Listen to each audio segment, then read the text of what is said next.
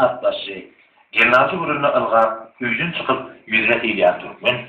Inni şolun bort gelişinden kaygıp, boğuk edip, kimseler ılgap üyüne yürüten, kimseler kaçıp kutulman aldı. Şimdi size de bu yediyenler. Ağabeyde şol gözün işleyen sürücülüm atın etinin günahı yok der. Bakıp dur o. Yediyenin neymi deyimillen. Gül yarı zamanı. Yiğitlerimizin ayağının aslında su yali yemin uluğunun bağırlığına degen bu ol ya. Yasmetin. Ağabeyde sigen zaten kadın ummati üç buçuk oluyor. Onu edil gözüm göreceğini koruyor.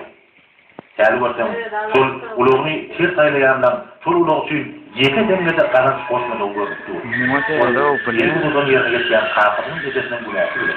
Oğlum, kendisine olan köyür yürütselerdi bir tarafla uçura, mahip olup kaçı oğlanlar.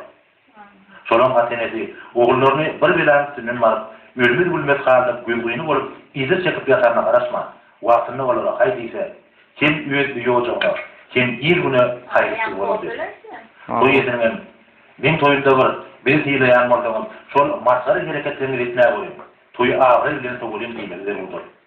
Gelin şu meseleni, ulayı olup, üyetimiz çözülüyor. 50 sene Üyetimiz yok, anladım. Ne adet dememiz mümkün?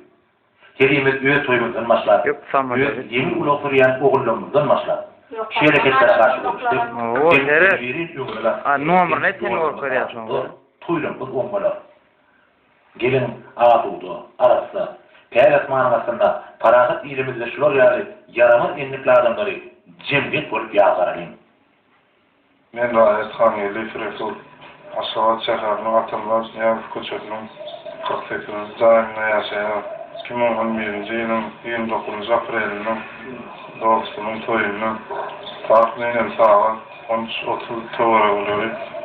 Devlet Belediye ayı 23 adı Tufak Toğlu'nda Andalif Koçak'ın oğlunu yollaşım bilen rayetlerden rahatlığını bolup politika işgallerinin boyun bulma gödök videonun çıkları yolu bağlı etmişime doğru boynumu alıyorum ve kalın ömrümde şöyle hareketler etmez yöneteleriyorum.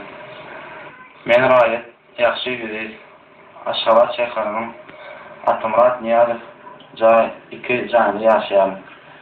Men 2011 yılın 29 Aprel'inde dostumun toyunda takviyenin saat 13.30'larda devlet belirsi Adem Tefrikattağı Fosulsi Astroloğundan da Şol Andalip Koçeti'nin çatırığında beylikli hareketi katmışsızlığı rayet olarak fulla kandıyan yetirip yol gerekçilik bulluğunun işgallerine boyun bolma yaşlık edip durun.